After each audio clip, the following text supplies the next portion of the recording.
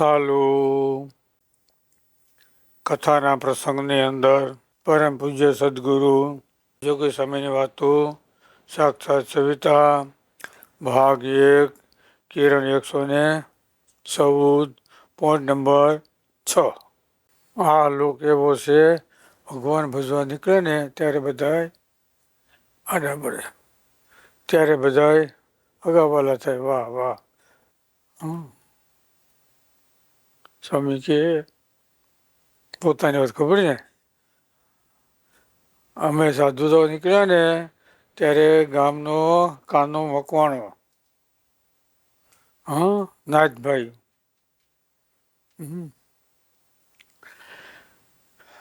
એ આવ્યો અને કે ક્યાં જવું, કે સાધુ થવો નથી જવું. તો સ્વામી કે માયનું નહીં જો, કે અમારો દીકરો નથી ને ખોપાડી દો. એટલે ભગવાન ભજવા નીકળે ને ત્યાં બધા આડા પડે. પૂન કર્યાનો પાડોશીને ત્યાં આડો ફેર્યો, ભજ્યો નહીં ભગવાન મૂરખ જીવતા મર્યો. સ્વામી કે કોઈ ભાવ પૂછતો નતો, છોકરો સાદો છે માંદો શું કરે કાંઈ નથી, પણ ભગવાન ભજવા જાય ને એટલે ઓહો કે આ તરી જાય, આ સુખ્યો થાય, આપણે બધા દુઃખમાં પીડ્યા છીએ, આમાંથી નીકળી જાય એ કેમ ખાઈ જો. હવને દુઃખ થવાનું જોઈએ, દુઃખી બધે થાય, કોઈ સુખ જોતું નથી. સમજ્યા ને, હું દુઃખી છું તો આખી દુનિયા દુઃખીમાં જ રહેવી જોઈએ. નાચ છે ને નાચ મૂકીને, સમજે, નાચમાં વેર હોય, કૂતરાના વેર હોય, માણસમાં વેર, પશુમાં જો. જો સ્વામી બાપા કે સ્વામી કે હરિભગત છે ને એ હરિભક્તનો મહિમા સમજવો કઠણ પડે. સાધુનો મહિમા, સાધુ છે એ હરિભક્તનો મહિમા સમજે, હરિભક્ત સાધુનો. પણ નાચનો સમજો ને એ બહુ કઠણ છે. સમજાય ક્યારે? મોક્ષ પણ બુદ્ધિ થાય તો. મહારાજે છેલ્લા પ્રકરણના 33ના વચનામૃતમાં લખ્યું, આ થકી મારું સારું થાય. આમ જો ખપ માગ થાય ને તો કોઈ દિવસ ક્યારેય પણ એને ઓલું ન થાય. સ્વામી કે ગુણાતાન સ્વામી લખ્યું, અને સ્વામી બાપા કહેતા મોક્ષનો ખપ કેવો રાખવાનો. જો 70 દુષ્કાળ પીડ્યો ત્યારે સૌરાષ્ટ્રમાં કાંઈ ખાવા મળતું નહીં, ત્યારે ધંધુકામાં મંદિર છે શંકરનું, અને ત્યાં ખાવા મળતું નદીને કાંઠે. જો આવો ખપ સ્થૂળ દ્રષ્ટિએ, સૂક્ષ્મ દ્રષ્ટિએ મહિમા સમજવાનો. કેવો મહિમા કેને સમજો? બ્રહ્માંડ સ્વામીએ મહારાજે નિયમ નાખો કર્યો કે બધાએ 2 મીટર કંતાન પહેરવાનો, કોથળા બધાને દીધા. આવું લઈ ગયા. બ્રહ્માંડ સ્વામી વાળો આવ્યો એટલે બેઠો હતો ને કે તો મોટું કામ છે થોડુંક. તો મારે સમજી ગયો, હું કીધું કે મોટું, તો મહારાજ કે કાયદો બધાને લાગુ પડે, કે કાયદો બધાને લાગુ પડે. પણ મહારાજ આમ શરીર આ તે બીજું ત્રીજું કે જે હોય તે ખોરી નાખો. તો બ્રહ્માંડ કે લાકડું છે ખોરાય, પાણો છે કપાય. હા ઠીક. પછી કંતાન લઈ અને ફળિયામાં ગયા. પછી આમ બધું જોવે, ખેલ કાઢે ને, પછી તો ખેલ કરવો પડે ને. ઉપર જોઈએ, આમ તેમ બધું જોઈએ. મહારાજ કે સુરા, હા બ્રહ્માંડ શું કે છે? પછી બ્રહ્માંડ સ્વામી કે હું? તો કે જુઓ, તમે એક ભગવાન છો, બરાબર? જો બીજો ભગવાન હોય ને ત્યાં જાઓ અને મોક્ષ ખબર રાખો, પણ ક્યાં છે ને અરે તમે જેમ કેમ કરવું પડશે. બીજે કે તમારે કોઈ ભગવાન છે નહીં અને મોક્ષ કરે એમ નથી, સમજાણું? એટલે તમે જેમ કેમ કરવું પડશે. બોલો કેવો ખપ આવો આ મહિમા કહેવાય. અને ઓલો તો શું કહેવાય દેશકાળનો, ક્યાંય ખાવા મળતું નહીં, ત્યારે ભીમનાથમાં ખાવા મળતું, ત્યાં થૂલી આપે. નદી હતી, કાંઠો હતો, ત્યાં 6-7 ફૂટનો રસ્તો હતો ને ખડકી હતી ને ખોલે ત્યાંથી બધા આવે. અમુક કોઈ ને પછી ધક્કા મારે તો બીજું રડતા રડતા જાય નદીમાં, વળી પાછા બેઠા થઈને આવે, પાછા ત્યાં ખાવા મળતું. એમ સ્વામી કે ખપ આવો. સ્વામી કે અમારી પાસે કોઈ તોતી અવાજ પૂછતો નતો, છોકરો માંદો છે, હાજો છે, ખાય છે, કપડા છે કે નહીં, કાંઈ નહીં. ભગવાન બધું નીકળ્યા ને ત્યારે બધા પડ્યા, ત્યારે વાંધો શું કામે એનો મોક્ષ થઈ જાય, એનો આમાં તરી જાય, આપણે બુડી જાય ક્યાંથી મોહ હાલે. હો ને રે સોરા ખાતા ઘોડે તોતરો કરવાનો બધા. મોજ છે, મોજ કરો તમને જલસા કરો આમ રાપટ મારી અને પછી મોઢું રાતું રાખવાનું. જો એમ છે.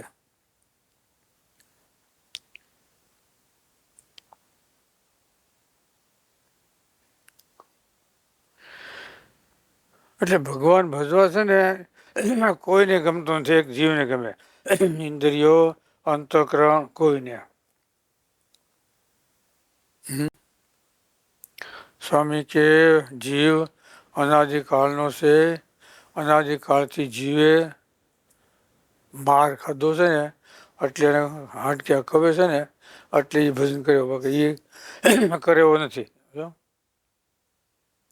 એ ભજન કરેવો નથી. જો સ્વામી લોઠાએ ભજન કરાવીએ, એટલે કોઈ કરવું જ નથી. જો નિયમ પાળવાના, આ કરવાનું, તે કરવાનું. સ્વામી કે પોતાની વાત કહી હતી, સ્વામી કે તુંબડે રાખવાનું કીધું કોઈ માને નહીં, પથ્થર રાખવાનું કીધું તો માને નહીં,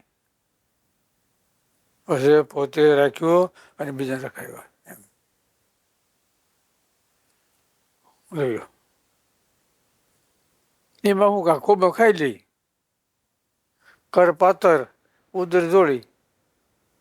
કરપાતર એટલે ખોબો, આમાં લઈ અને બે મહારાજ જમો ઘનશ્યામ પધારો પધારો પધારો, આપણે બી ભેગા જમીએ. બોલો કરપાતર ને ઉદર બસ એમાં નાખી જોડીમાં પડી ગયો. એટલે ભગવાન ભજવા ઇન્દ્રિયો અંતઃકરણ કોઈને ગમતું, જીવને ગમે છે. માયા પેટ કૂટે છે કે મારા હાથમાંથી ગયો ગયો ગયો ને ગયો.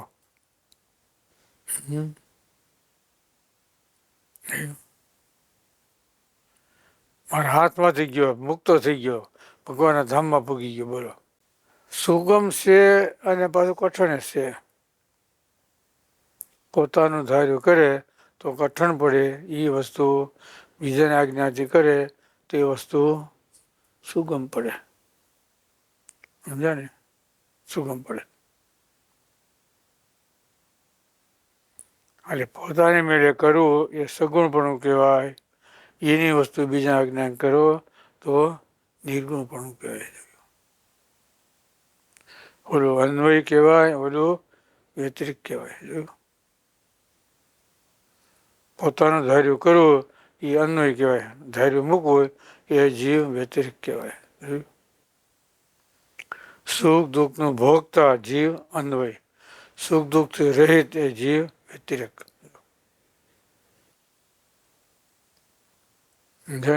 દુઃખ ક્યારે થાય છે? શરીરને, જીવને નહીં. પણ મહારાજે છેલ્લાના સોથામાં લખ્યું દીવો વ્હાઇટ એને યોગ્ય કરીને પ્રકાશ થાય છે.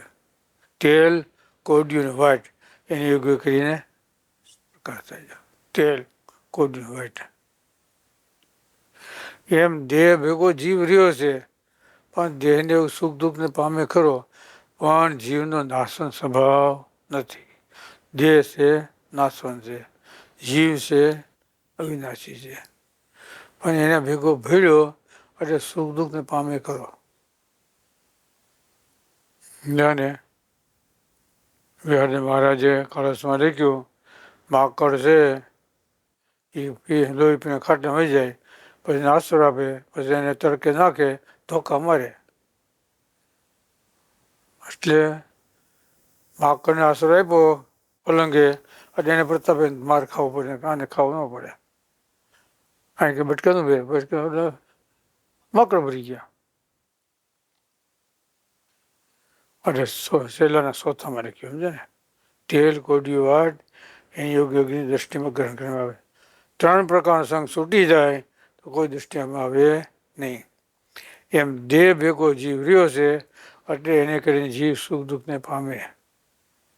પણ એનાથી લોકો પડી જાય તો એ વ્યતિરિક સ્વરૂપ છે, એને કાંઈ અડે નહીં.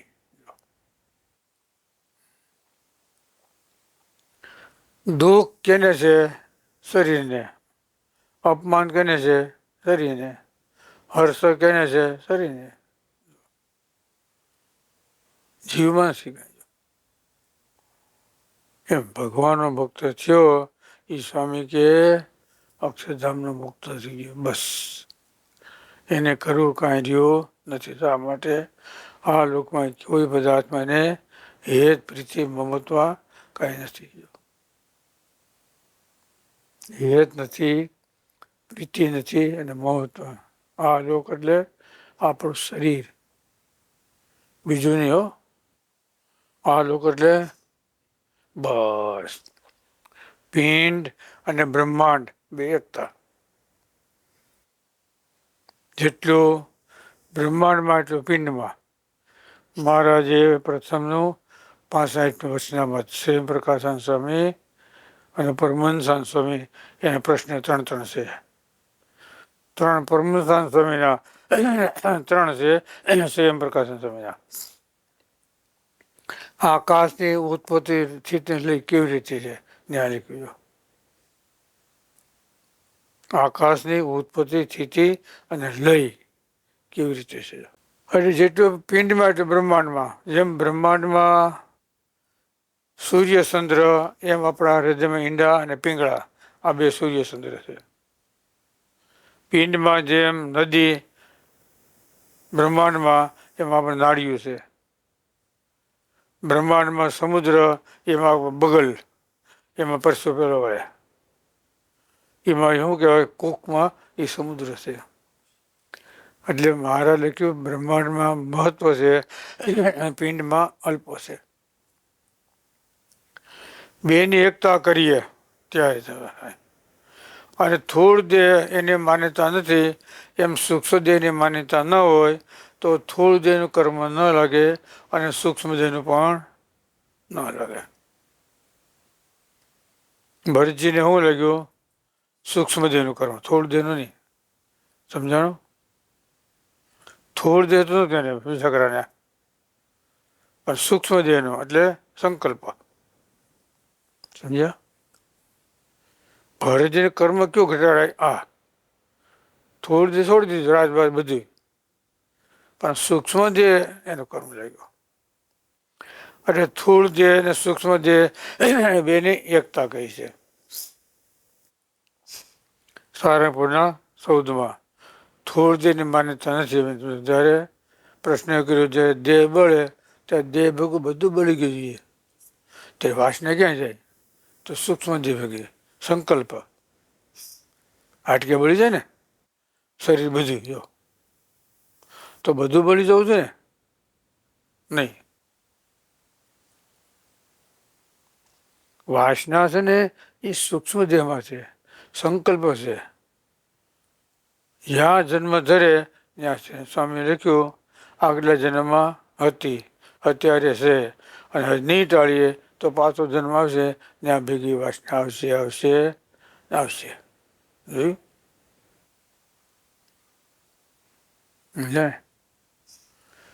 એટલે અમુકને થોડું જેનું કર્મ લાગે, અમુકને સૂક્ષ્મ જેનું લાગે. ભરતજીને સૂક્ષ્મ જેનું કર્મ કે થોડું ન કહેવાય બીજા કારણે. સમજે ને? એટલું આપણે રાહત આપવી પડે, ખોટું ન કરાય, ન્યાય અપાય. સમજે ને? ન્યાય અપાય એ પ્રમાણે, બહુ નહીં.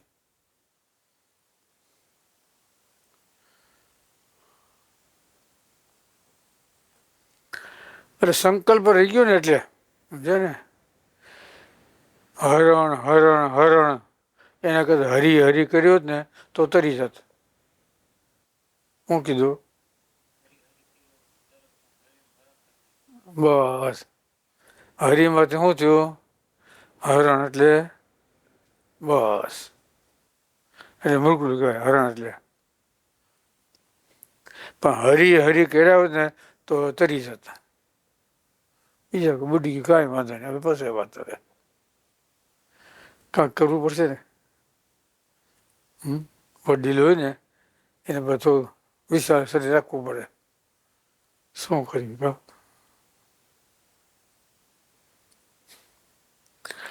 એટલે આજની કથાની અંદર એવું ને સ્વામી કે અમારી પાસે કોઈ નહોતું જો અવાજ પૂછતો, પણ હગાવાલા છે ને એ તે ભેગા થયા ત્યારે આવે બધા રોવે ખોટે ખોટું આવડું તો પડે જ નહીં કોઈ દી.